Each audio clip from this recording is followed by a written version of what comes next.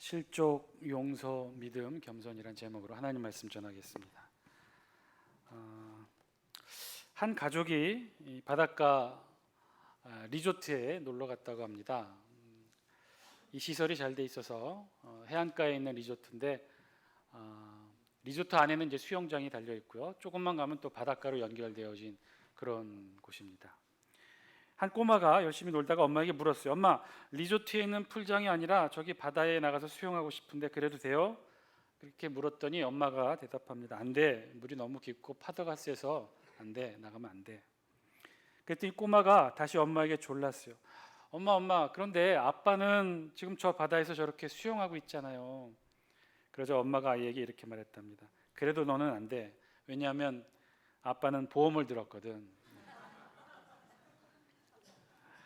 아빠는 수영해도 되고 아들은 수영해도 안 되는 근본적인 이유가 뭔가요? 아빠는 보험을 들었지만 아들은 보험을 들지 않았다는 거예요. 수영을 잘하고 못해서가 결코 아니라 나이가 많고 적음이 있어서가 아니라 보험을 들었느냐 보험을 들지 못했느냐 그 차이라는 거죠.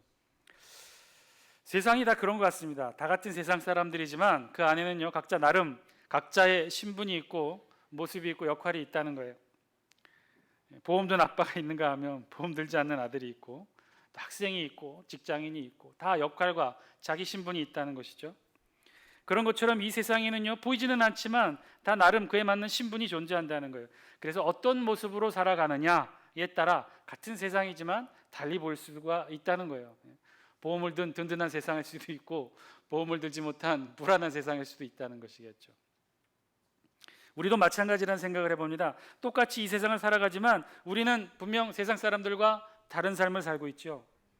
세상의 자녀로 이 세상을 살아가느냐 하나님의 자녀로 이 세상을 살아가느냐 아주 큰 놀라운 차이가 있는 그런 삶의 질적 차이가 우리에게도 있습니다. 오늘 우리 본문에는요 예수님의 몇 가지 교훈을 모아놓은 문집과도 같은 말씀이 몇 가지 모아져 있습니다. 1절부터 10절이 그 말씀인데요, 정확하게는 4개의 서로 다른 주제의 말씀들이 이렇게 한 군데 모여 있어요. 제가 그것을 요약해서 4개의 주제를 말씀드리면 1, 2절은 실족해 하지 말라, 형제를 실족하게 하지 말라는 말씀이고요.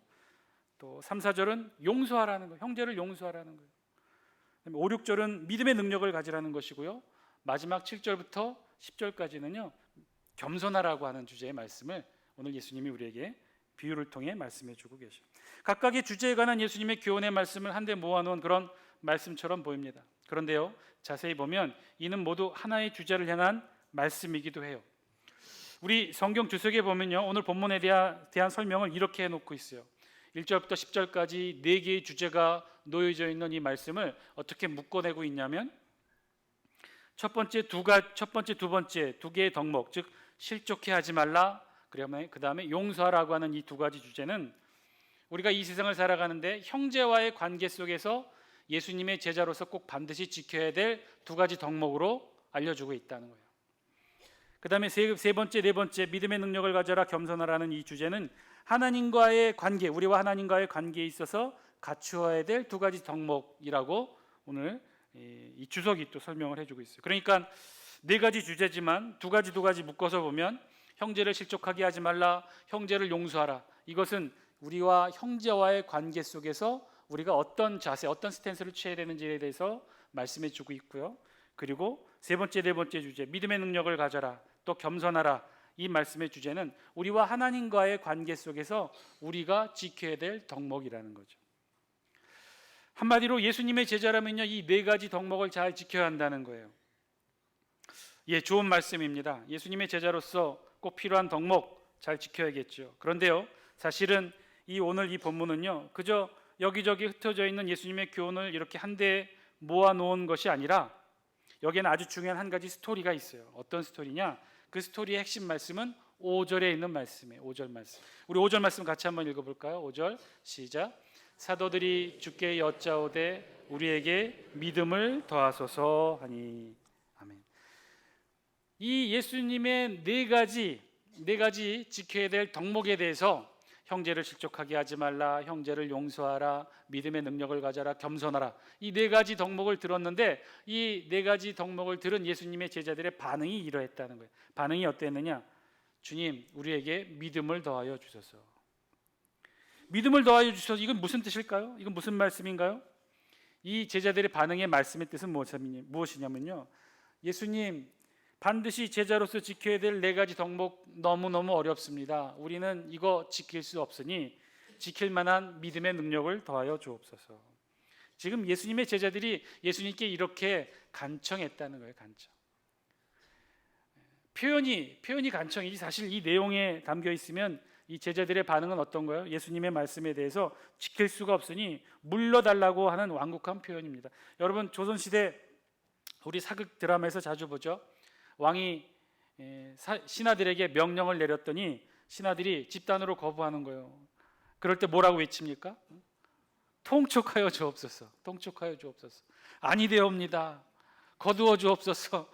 통촉하여 주옵소서. 지금 예수님의 제자들이 예수님께 지금 이렇게 말하고 있다는 거예요. 우리에게 믿음을 더하여 주셔서, 표현은 좋지만 예수님, 이것 도저히 못 지킬 테니 지킬 만한 믿음의 능력을 더하여 주옵소서, 이렇게 얘기하고 있는 거죠. 자, 그러면 이 예수님이 말씀하신 4가지 덕목이 도대체 무엇이길래 이렇게 제자들이 손살에 치면서 예수님께 거부의 표시를 했을까요?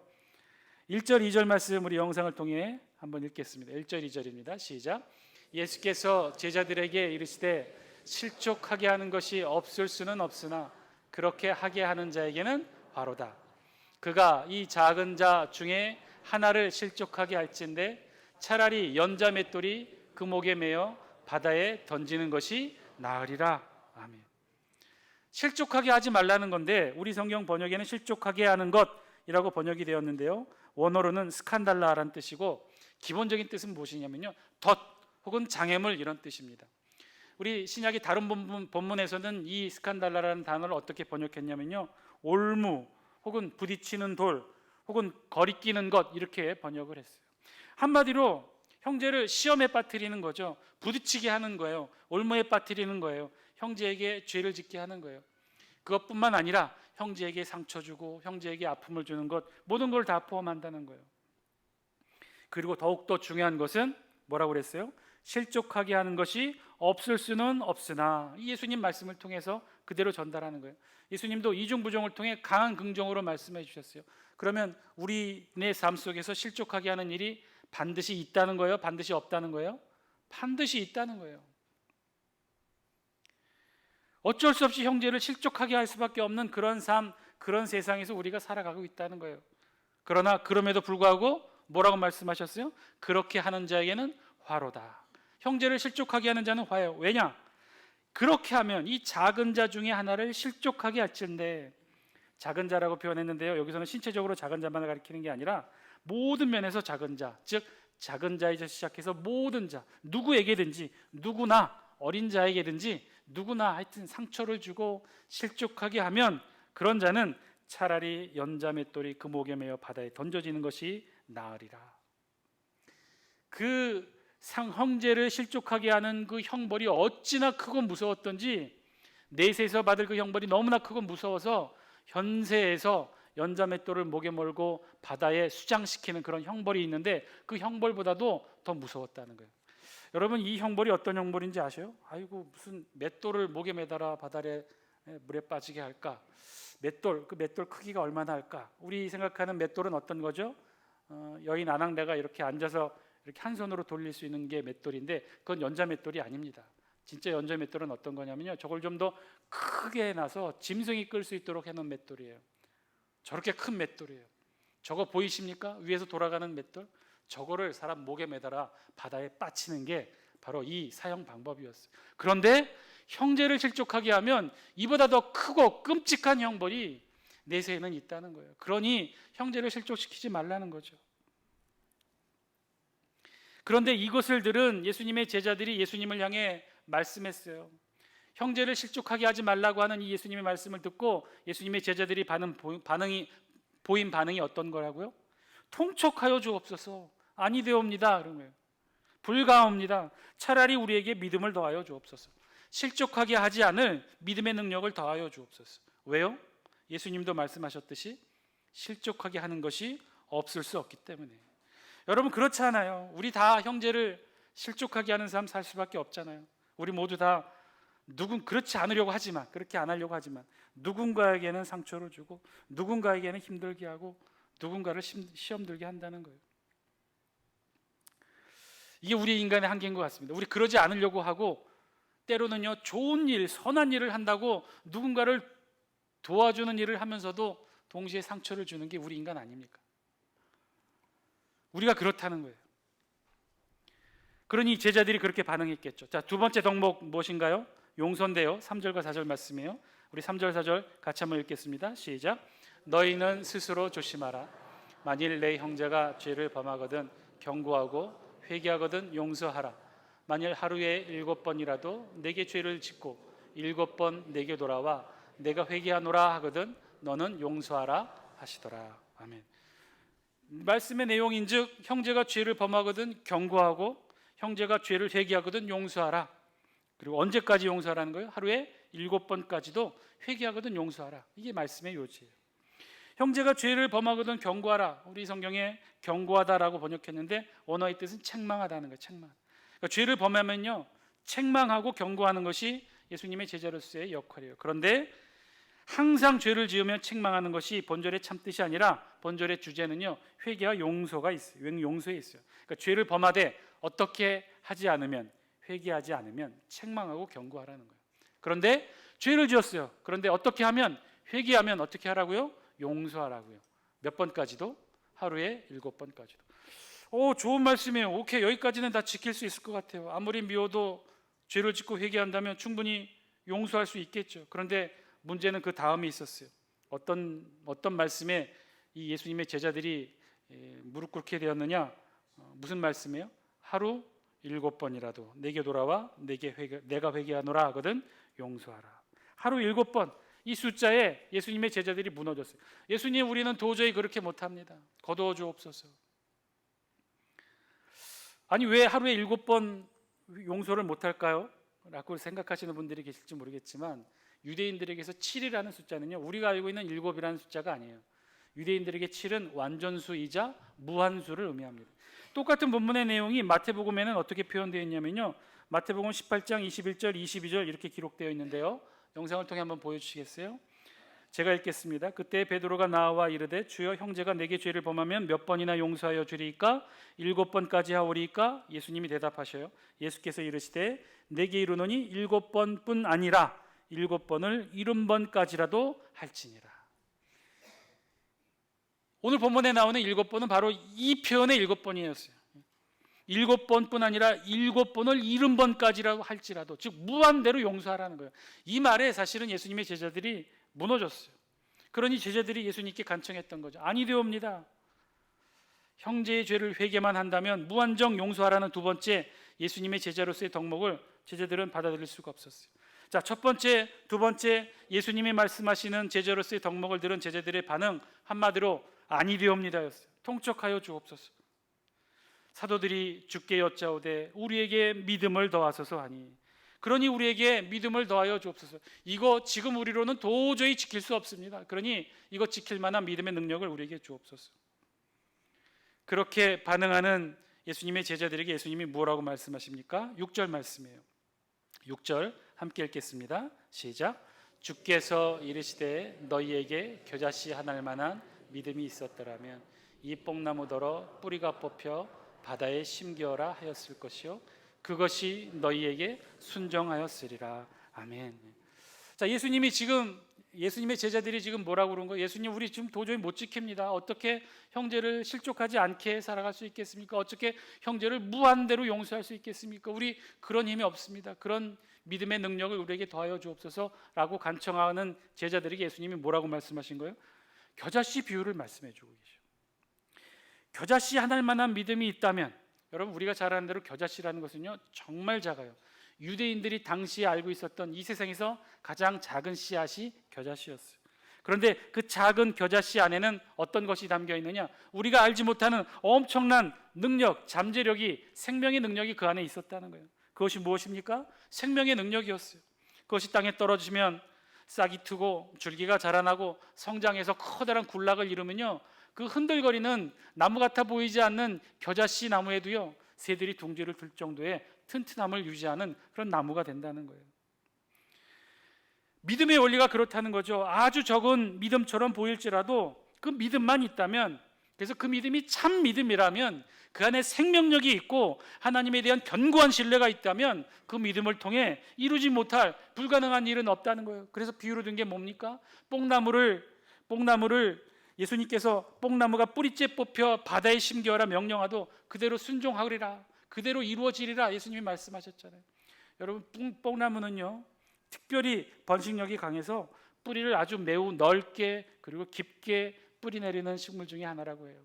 그러니 그 뽕나무, 잘 자란 뽕나무 흔들어서 뽑아내기가 쉽지 않겠죠. 그런데 그런 뽕나무라 할지라도, 폭풍에도 흔들림 없는 나무라 할지라도 뽑혀 바다에 심기울이라 명령하면, 겨자씨만한 믿음이 있어서 명령하면 그렇게 되어줄 수 있다는 거죠. 오늘 본문에서는요 제자들이 자신들은 이 예수님의 가르침을 지킬 수 없으니까 우리에게 믿음을 더해달라, 믿음의 능력을 달라고 요청을 하죠. 이런 예수님의 가르침을 지키기 위해서는요 믿음이 더 필요하다는 거예요. 더 큰 믿음, 더 능력이 있는 믿음, 더 많은 믿음이 필요하다는 거예요. 그러니 이 예수님의 가르침을 지키려면 더 큰 믿음을 주옵소서 예수님께 요청하고 있는 거죠. 그런 제자들을 향해 지금 예수님이 무엇을 말씀하고 계신 거예요? 겨자씨만한 믿음만 있다면 뽕나무를 옮기는 기적도 일어날 수 있다라고 가르치는 거죠. 한마디로 믿음의 양이 문제가 아니라 믿음의 질이 중요하다는 거예요. 아니라는 거예요. 믿음이 없어서가 아니라, 믿음이 부족해서가 아니라 정말 참된 믿음, 겨자씨만한 믿음만 있다면 충분히 지킬 수 있다는 것이죠. 사랑하는 장수교 성도 여러분, 오늘 말씀을 통해 하나님이 우리에게 주시는 음성을 저와 여러분들이 들을 수 있게 되길 바랍니다. 여러분, 오늘 이 예수님의 가르침을 어떻게 듣고 계십니까? 여러분이 만약에 당시의 제자들이었다면 여러분들 오늘 말씀을 듣고 여러분들은 어떻게 반응하시겠습니까? 형제를 실족하게 하지 말라, 절대로 실족하게 하지 말라, 형제를 용서하라, 무한정 용서하라. 이 주님의 가르침에 여러분들은 무엇이라고 말씀하시겠습니까? 지금도 끊임없이 누군가를 실족하게 하고 있는 게 우리들인데, 지금도 끊임없이 누군가를 용서하지 못하고 있는 게 우리인데, 과연 주님의 말씀대로 우리가 이렇게 살아갈 수 있을까요? 혹시 우리에게도 이 말씀대로 살아가려면 본문의 제자들처럼 우리에게도 믿음의 능력이 더 필요한 것 아닐까요? 예수님, 우리에게도 믿음이 더 필요합니다. 이렇게 살아갈 수 있도록 우리에게 믿음의 능력을 더하여 주옵소서. 이런 우리에게 지금이나 예수님 당시나 자신 없어하는 우리와 예수님의 제자들에게 예수님이 한 가지 비유를 통해 더 말씀해 주셔요. 그것이 7절부터 10절까지에 있는 말씀이에요. 비유의 내용은요 종의 비유예요. 무익한 종의 비유를 하고 계셔요. 너희 중에 누구에게 밭을 갈거나 양을 치거나 하는 종이 있는데 그 종이 열심히 일하고 밭에서 돌아오면 그도로 집에 와서 곧 앉아서 밥을 먹으라 할 자, 그렇게 말할 주인이 있겠느냐? 그렇게 하지 않는다는 거예요. 도리어 어떻게 해요? 그런 종에게, 밖에서 열심히 땀 흘려 일하고 온 종에게 주인이 뭐라고 합니까? 이제 내 먹을 것을 준비하고 띠를 띠고 내가 먹는 동안 내 옆에서 시중을 들라라고 명령하지 않겠느냐? 그렇다는 거예요. 또 그가 그렇게 명령한 대로 하였다고 주인이 종에게 감사하겠느냐? 안 그렇다는 거예요. 그렇지 않다는 거예요. 아무도 그렇게 하지 않는다는 거예요. 아무도 종에게 그렇게 말하지 않는다는 거예요. 왜냐? 우리 다 함께 10절 말씀 같이 한번 읽겠습니다. 10절입니다. 시작. 이와 같이 너희도 명령받은 것을 다 행한 후에 이르기를 우리는 무익한 종이라, 우리가 하여야 할 일을 한 것뿐이라 할지니라. 아멘. 사랑하는 장수교 성도 여러분, 형제를 실족하게 하지 않고 형제를 끝까지 용서하는 삶 힘들어요. 어렵습니다. 어떻게 그렇게 살 수 있겠습니까? 형제와의 관계에서, 수평적인 삶의 관계에서는요 절대로 그렇게 살아갈 수 없어요. 끊임없이 형제를 용서하는 일도 어렵지만 어떻게 실족하지 않게 할 수 있겠어요? 내가 아무리 선한 의도로 누군가를 도와준다고 해도 누군가는 상처받아요. 그건 어쩔 수 없잖아요.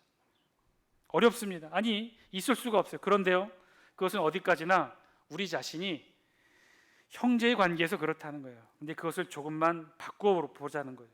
형제와의 관계, 수평적 관계를 잠시 접고 수직적 관계로 이 세상을 살아가라는 거예요. 즉, 형제를 바라보는 것이 아니라 하늘의 하나님을 바라보면서 이 세상을 살아가라는 거예요. 여러분, 형제를 바라보면요, 주변에 있는 사람들을 형제를 바라보면 나 또한 그 사람에게 형제입니다. 나 또한 그 사람에게 자매이죠. 그런데 하나님을 바라보면 어때요?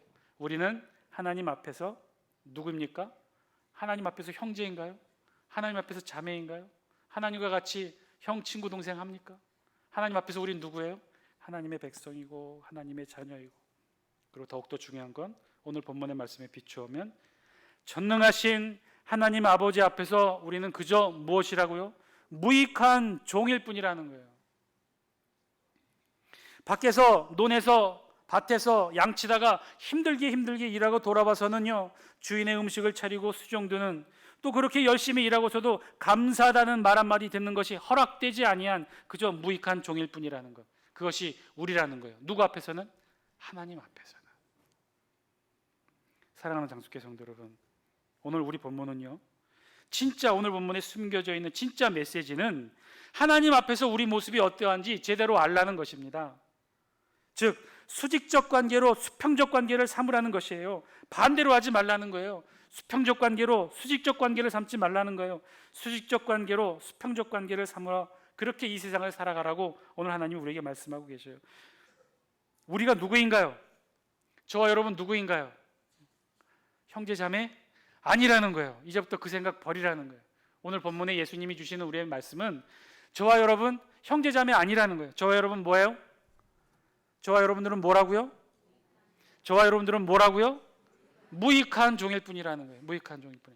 그 차이가 어디 있는 건가요? 형제 자매 아니라 무익한 종일 뿐이라는 이 차이는 어딘가요? 우리가 우리 눈으로 이 세상을 어떻게 보느냐. 이 세상을 수평적 관계로 사람들을 형제 자매로 보면요, 우리는 그 앞에 비춰진 모습은 똑같은 형제 자매일 뿐이에요.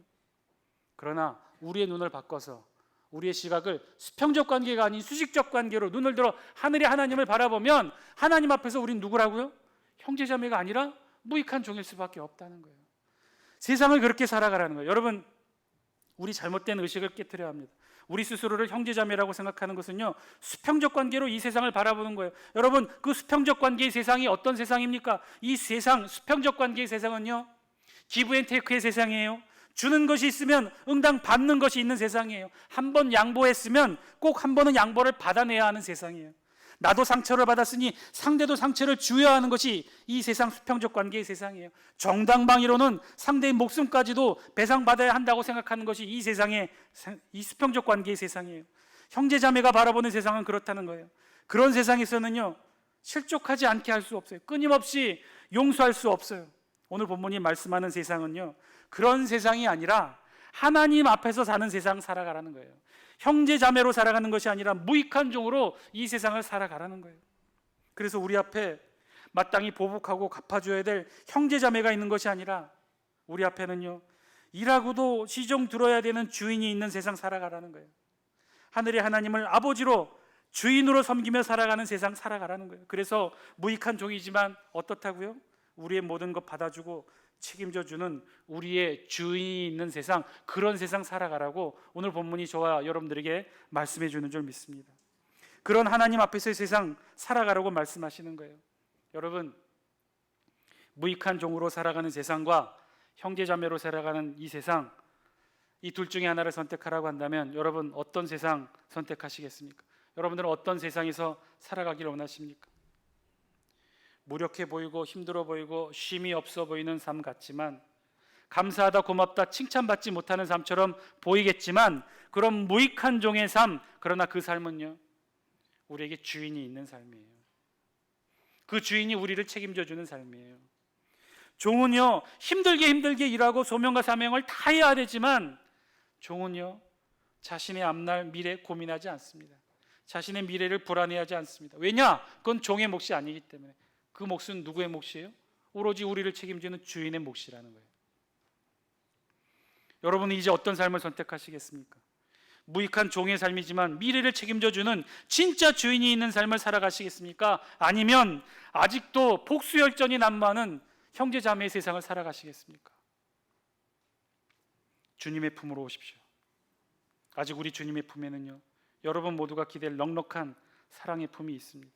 우리 주님이 진짜 우리의 주인 되는 삶, 그 삶은요, 우리가, 저와 여러분이 하나님 앞에서, 그리고 이 세상 앞에서 무익한 종으로 바라설 때 시작되는 삶인 줄 믿습니다. 그 삶, 그렇게 살아가시는 저와 여러분들의 삶이 되기를 바랍니다. 이 세상 더 이상 힘들게 형제 자매로 살아가지 마십시오.